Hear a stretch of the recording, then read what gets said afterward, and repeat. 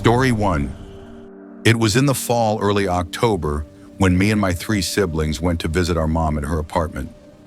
I have an older sister, I'll call her Lena, and my 2 younger brothers. I'll call them Tyler and Noah. Our parents got divorced 2 years before that, and we barely saw Mom afterward. So this visit was Dad trying to be the good parent and letting us go, even though he wasn't legally required to anymore. Mom's apartment was in a rundown neighborhood in the industrial district of Seattle.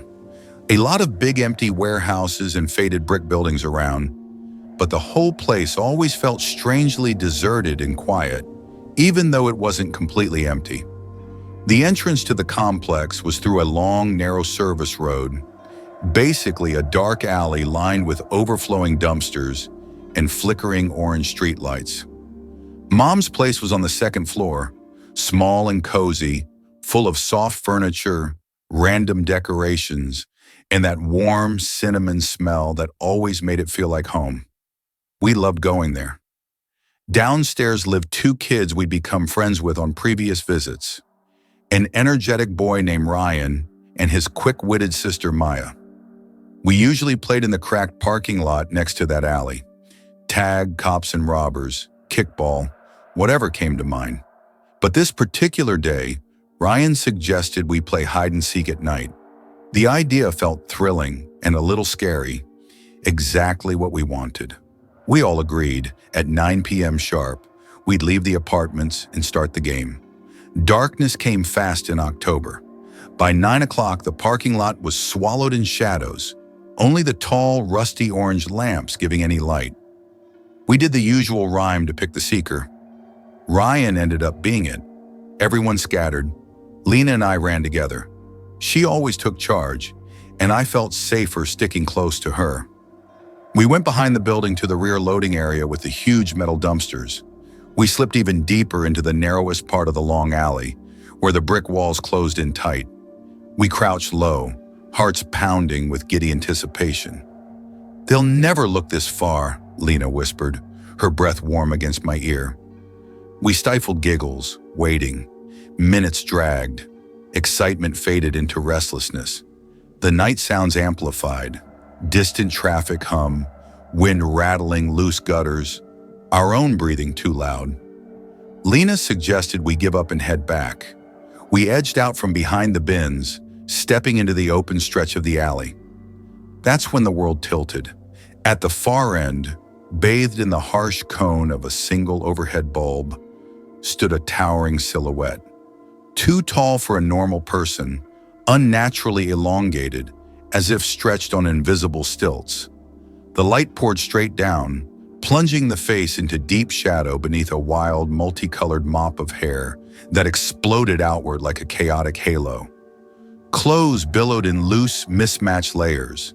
Baggy pants, oversized jacket, ruffles at the cuffs. A clown.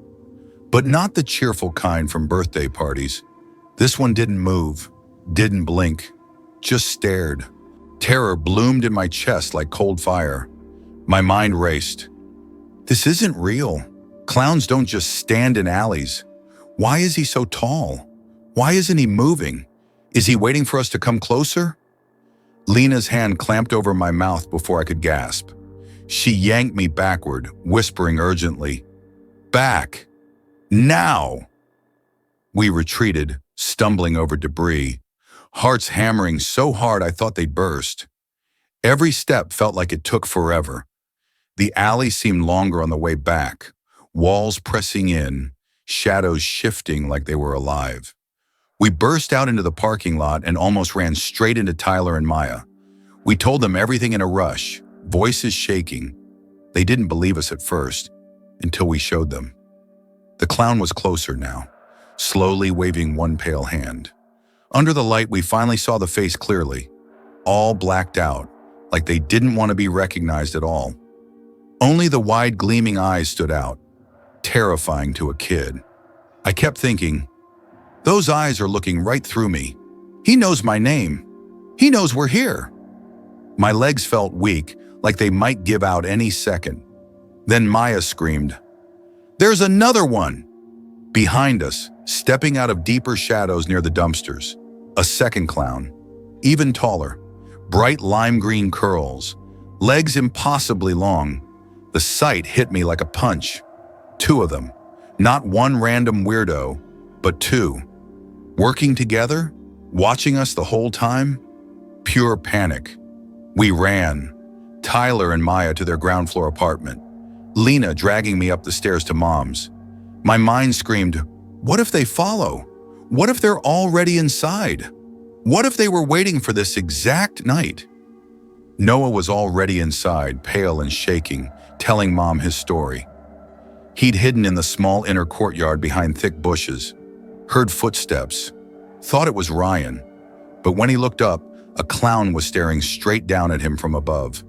He said the eyes were the worst part, empty but somehow hungry. We all spilled everything to Mom. She hugged us so tight it hurt, her voice calm but her eyes full of fear. She believed every single word. No, you're imagining things. No brushing it off. She locked every door, checked every window twice, and sat with us until we calmed down a little. But none of us really slept that night. Hours later, thirst pulled me from the couch. The apartment was silent except for soft snores. I went to the kitchen for water and froze. A soft, rhythmic tapping came from the living room window. Second floor, no balcony, no ladder, no way up. My stomach twisted. This can't be happening again. Not here. Not now.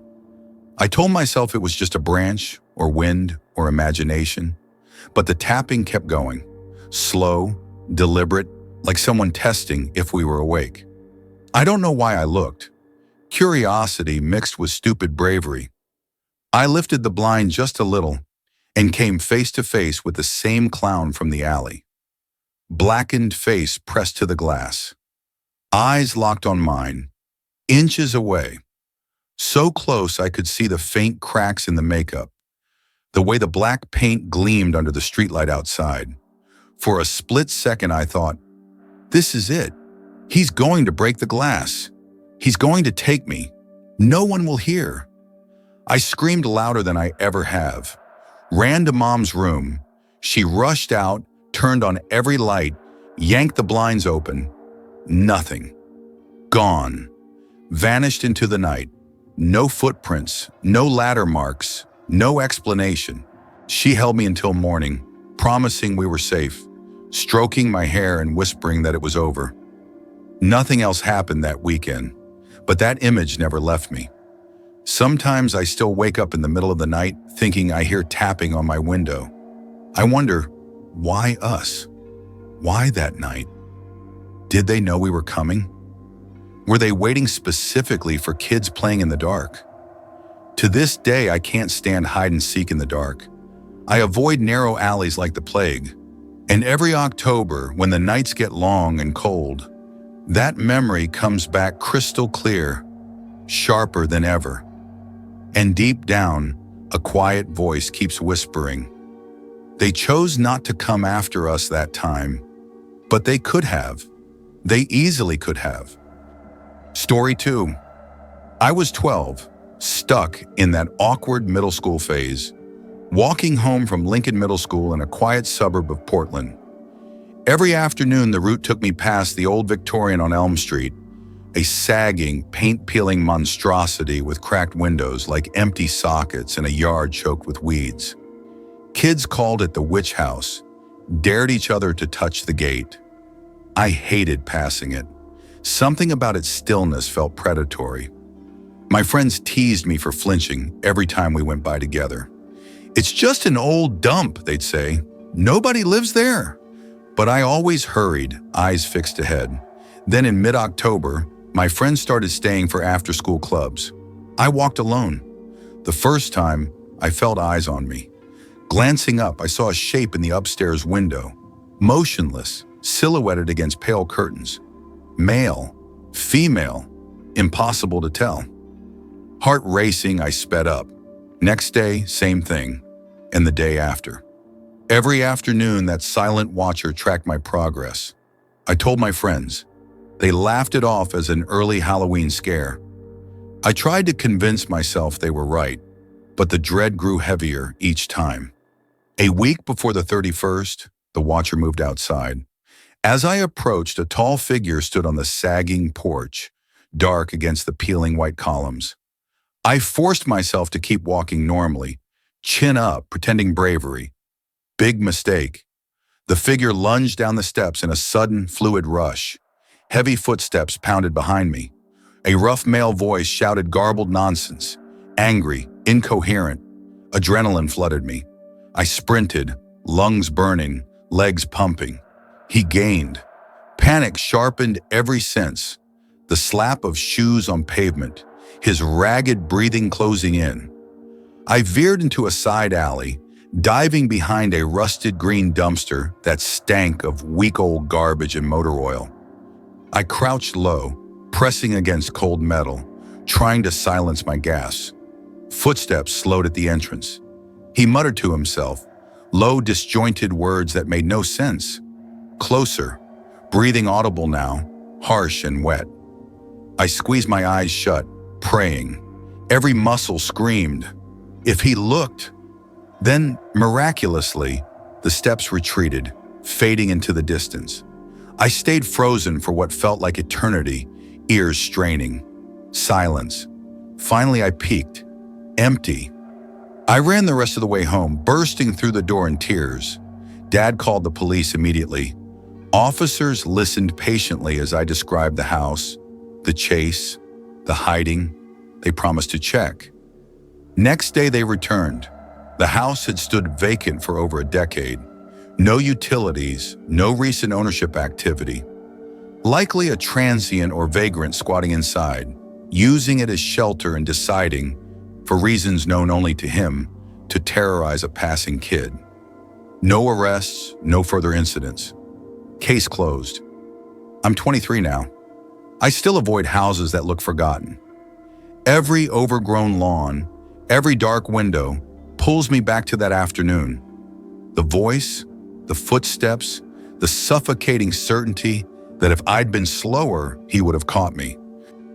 Story 3. What if the darkness hides someone who isn't hiding at all, just waiting, patient and still, for hours on end? In the rural outskirts near Portland, Oregon, where autumn nights drop like a heavy blanket, that question still wakes me in cold sweats. Our small town sits deep in the countryside about an hour outside Portland. Old wooden houses, fields giving way to thick forests, a single winding road leading past the local parish church. A lot of the older folks here are traditional and wary of outsiders. The fall air has its own quiet magic. Sharp frost, crunching leaves underfoot, the smell of wood smoke drifting from chimneys. I walked my big German shepherd, Max, every evening around 8. Daytime walks were a nightmare. He hated bikes, kids, anything moving fast, barking and lunging like crazy. Night was calmer. The world quieted down. Our favorite path started from the little corner store at the edge of town and wound to the old church. A 10-minute stroll with dense pine forest on one side and open pastures with grazing horses on the other. Streetlights were few and far between, old bulbs flickering weakly.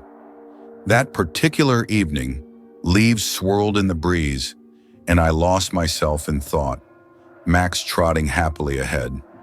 Near the end, where the road curved past an abandoned barn that once belonged to the local parish priest, now falling apart, boards rotting, roof caved in years ago, Max went berserk. Fur standing on end, he barked furiously, growling deep in his throat, yanking the leash so hard I almost fell. His eyes locked on the tree line behind the barn. I scanned the gloom. The dim light barely reached through the branches. Then I saw it.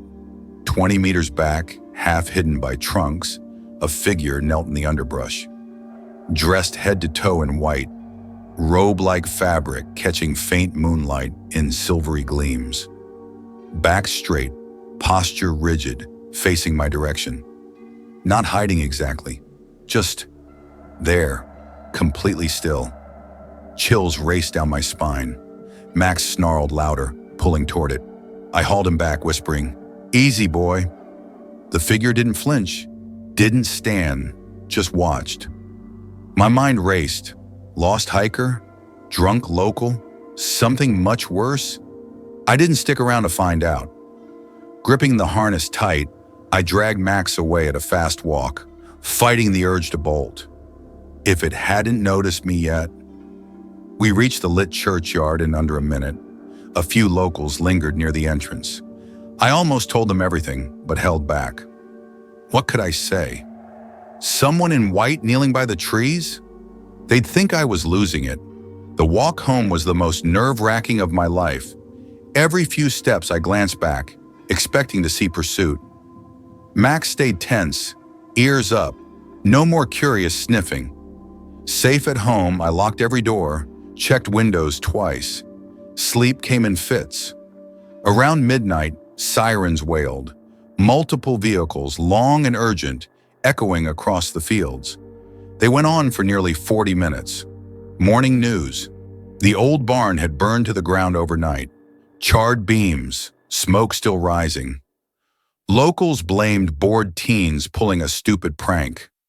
But I knew better. That figure wasn't a kid. Calm, deliberate, kneeling there for who knows how long. 5, 6 hours at least, from when I spotted it until the fire started. Waiting. For what? I still wonder. Were there others hidden nearby? What if Max had dragged me closer? The image of that silent watcher, patient in the dark, capable of setting a whole building ablaze after hours of stillness.